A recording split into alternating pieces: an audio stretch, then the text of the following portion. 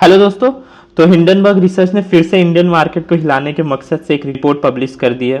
कल अराउंड सुबह 5:30 बजे इन्होंने एक ट्वीट किया, समथिंग बिग सून इंडिया। उसके बाद इन्वेस्टर्स में पैनिक हो गया एंड सब कोई गेस कर रहा था कि इस बार कौन लगाने वाले हैं। फिर करीब रात को 10 बजे इन्होंने फिर से ट्वीट किया एंड इसमें इन्होंने सेबी की जो चेयरपर्सन है उन पे ही आरोप लगा दिया, जो कि एक बहुत बड़ी बात है। एंड इन्होंने एक रिपोर्ट भी पब्लिश की। तो आइए देखते हैं इस रिपोर्ट में क्या है एंड इसका ओवरऑल क्या इफेक्ट हो सकता है अडानी के शेयर्स पे एंड ओवरऑल इंडियन मार्केट पे कल।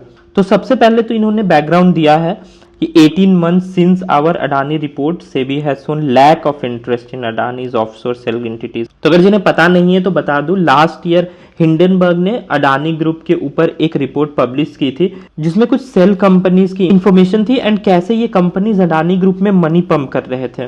मैंने लास्ट ईयर भी इसके ऊपर डिटेल्ड वीडियो बनाई थी, अगर आपको वो देखनी है तो आप आई बटन या डिस्क्रिप्शन में भी लिंक है, वहां से आप जाकर देख सकते हैं।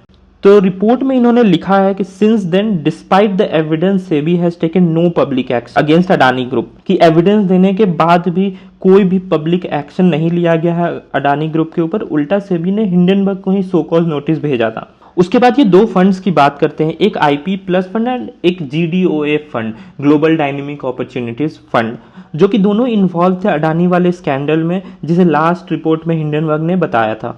तो ठीक है, ये तो इन्वॉल्व थे लास्ट ईयर, ये तो ऑलरेडी इन्होंने बता दिया था। तो इस बार ये रिपोर्ट में क्या है, तो देखिए इनका कहना है कि जो सेबी के चेयरपर्सन है माधवी बुज, ये है, आप यहाँ पिक्चर में भी देख सकते हो, एंड उनके हस्बैंड, इन दोनों के स्टेक्स हैं वो दो कंपनीज में जो अडानी साइफनिंग स्कैंडल में इन्वॉल्व थे।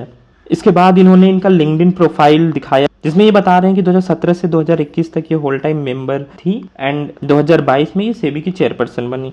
उसके बाद ये बोलते हैं कि 22 मार्च 2017 को जस्ट कुछ ही वीक पहले होल टाइम मेंबर बनने से पहले इनके हस्बैंड एक ईमेल भेजते हैं फंड एडमिनिस्ट्रेटर को कि जो जीडीओएफ वाला फंड है जिसमें माधवी बुच एंड उनके हस्बैंड का ज्वाइंट अकाउंट है, उसको सिर्फ उनके हस्बैंड के नाम पे ही कर दिया जाए।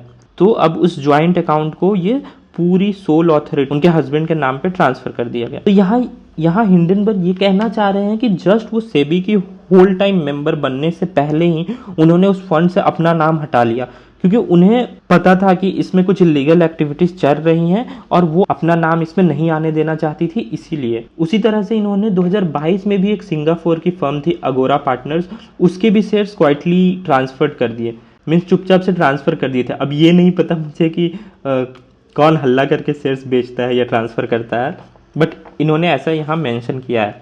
उसके बाद और एक ये चीज़ बताते हैं कि 2019 में सेबी के जब ये होल टाइम मेंबर थे उसी टाइम पे उनके हस्बैंड ब्लैकस्टोन नाम की एक कंपनी ज्वाइन करते हैं एज ए सीनियर एडवाइजर, जो कि एक इक्विटी फर्म है। बट धवल जो इनके हस्बैंड है, इनका experience consumer company and supply chain में है, उनका एक्सपीरियंस है ही नहीं इक्विटी फर्म में काम करने का, फिर भी वो ये कंपनी ज्वाइन करते हैं। और मैं बता दूं कि ये जो ब्लैकस्टोन नाम की कंपनी, ये आरईआईटीज की बहुत बड़ी इन्वेस्टर है। एंड जब इनके हस्बैंड ब्लैकस्टोन के एडवाइजर थे, सेबी ने बहुत सारे रेगुलेटरी चेंज एंड अप्रूवल किए जो इन आरईआईटीज को बेनिफिट कर रहे थे। इसके बाद इन्होंने बताया है कि कैसे कुछ इंटरव्यूज में माधवी जी ने आरईआईटीज को अपना फेवरेट इन्वेस्टमेंट प्रोडक्ट बताया था, मतलब ये इनडायरेक्टली इसको प्रमोट कर रही हैं। इसके बाद ये कंक्लूजन में लिखते हैं कि we do not think SEBI can be trusted in Adani matter, means Adani पे जो भी इन्वेस्टिगेशंस हो रही है या जो भी इनका मैटर चल रहा है, इसमें सेबी को इन्वॉल्व नहीं होना चाहिए, क्योंकि इन पे कोई ट्रस्ट नहीं है, क्योंकि ये खुद ही उनसे मिले हुए हैं।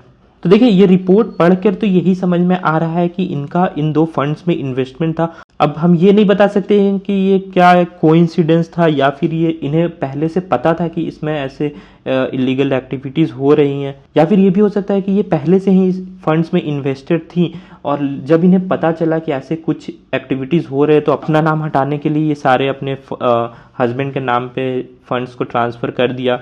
लेकिन फिर बात वही आ जाती है कि जब इन्हें पता भी था अगर कि ऐसा कुछ हो रहा है, तो जब हिंडनबर्ग ने लास्ट ईयर ऐसे रिपोर्ट्स पब्लिश किए तो फिर इन्होंने एक्शन क्यों नहीं लिया? क्या ये भी इन्वॉल्व थी उसमें इनडायरेक्टली?